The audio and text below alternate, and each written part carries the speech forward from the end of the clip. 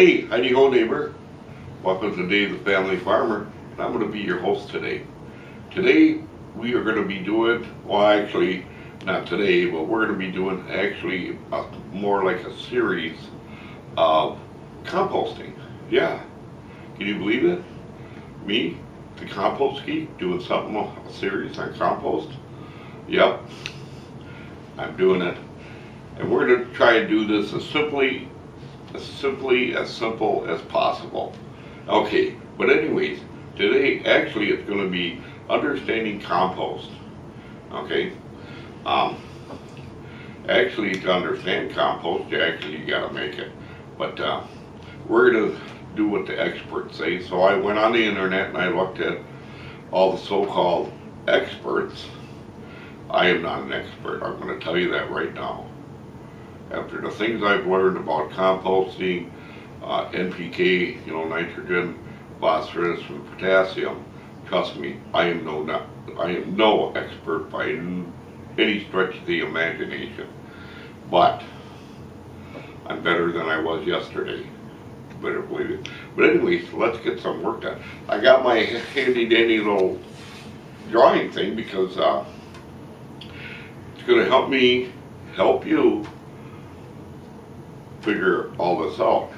So anyways, the experts say you need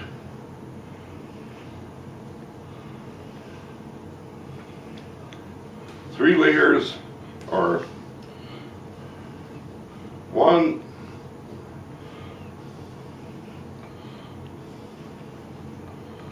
expert says you need 3 browns for 1 green, which is your nitrogen source and all this other stuff. This is your carbon source. Another expert I was looking at, and of course, they said you need 2 parts per 1 green or nitrogen source. So who do you believe? Now what if we had 4 of these? Okay, that would mean we would need more of this, or more of our nitrogen source. Even if we had 5. Well, geez, then we'd have to add another one on there. So if you really look at it, you're not gonna get that. I mean, if you really want to get down to scientific stuff, go right ahead and do it. As far as the ratio of NPK and browns with greens, and if you want to do all that stuff, that's fine and dandy. But why start the headache? I'm not going to. But there you have it for that. But anyways, and then of course the experts, they all say, well, you got to have a 3 by 3 bin. Okay, a 3 by 3 bin. 3 feet that way, 3 feet this way, and 3 feet all the way around. That's what the experts say. And yes, they are correct. They are correct. Okay. The experts also say that we have to layer everything. Green, brown, as in layering.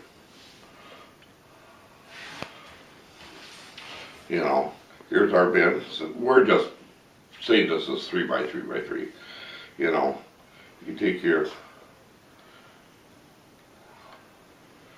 browns, and then you put a layer of green, your browns. Yeah, I don't write too bad like that, do I? And your greens, your browns, and your greens, and so on and so forth. Okay, well, what this is going to do you know, and then they tell you, you know, stick that long pipe in there and stir it and what have you, and oh, God forbid, all that kind of business. Me, what is wrong with, if you ever notice in my videos, and I do a lot of different types of composting, but we're not going to get into that because we're just going to try to understand composting right now, okay? So, the compost, you have your compost bin, okay? So you got it all stirred up. Say 3 days from now, you take your compost bin, you got 2 of your compost bins, and you transfer this and you flip it all over into this one. Okay, now it's really mixed up, you know, and of course, you're going to add in manure. You could add in your azomite, potassium sources, you know, like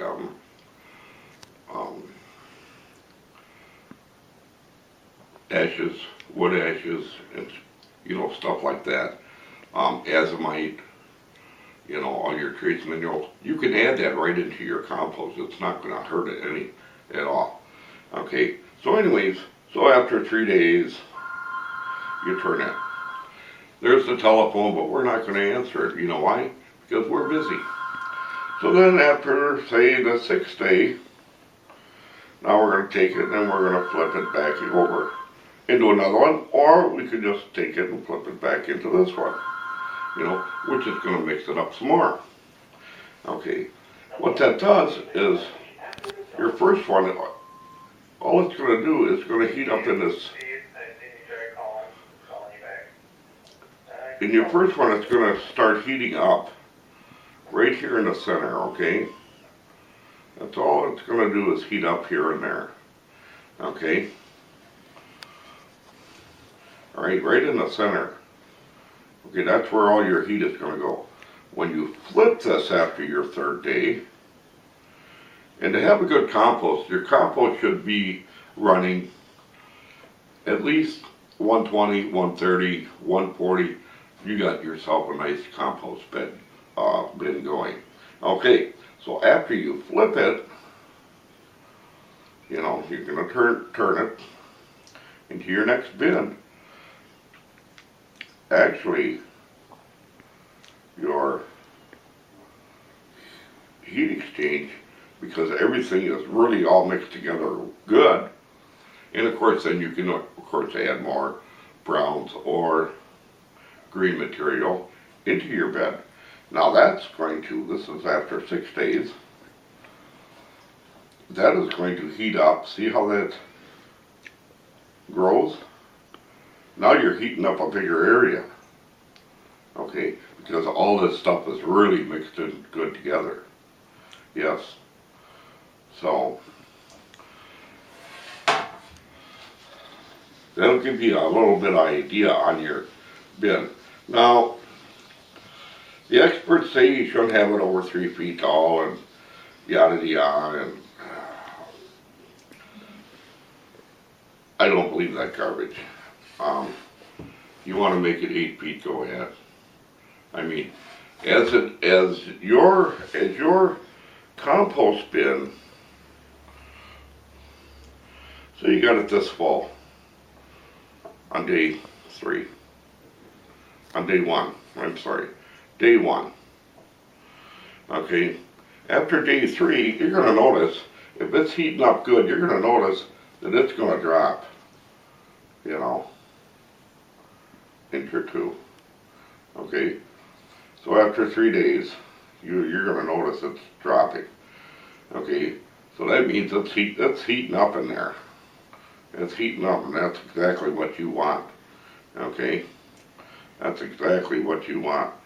So then when you turn that, and of course, if you add in more material,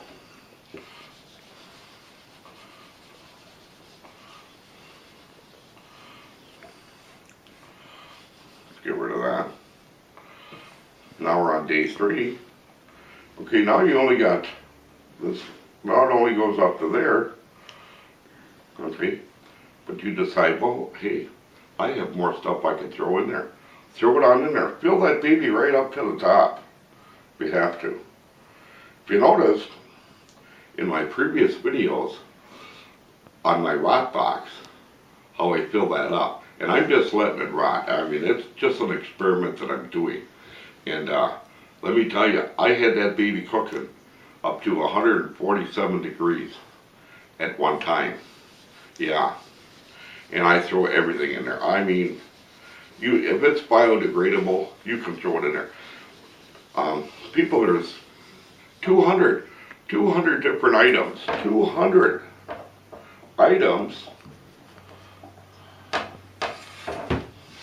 200 items you could throw in your compost bin. Yeah, believe it or not. I mean, if it's biodegradable, okay, you can throw it in there. Okay, things you don't want to throw in there, and I really want to emphasize this, is dog and cat waste. Dog, cat, no.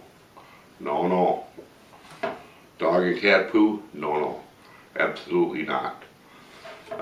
Some people, they get into their human waste and they do that. They urinate in it and they poop in it, but they use a small bit. And well, I'm not that kind of a person, so I don't do that kind of composting. I do know some people that do. Well, thankfully, I don't have to eat their food. I mean, I suppose it's okay, but they eat it and they're still living. But, and that's fine and dandy. Other manures, which are good in high in nitrogen, are chicken poo, which I use a lot because I have chickens. Cow manure, because I have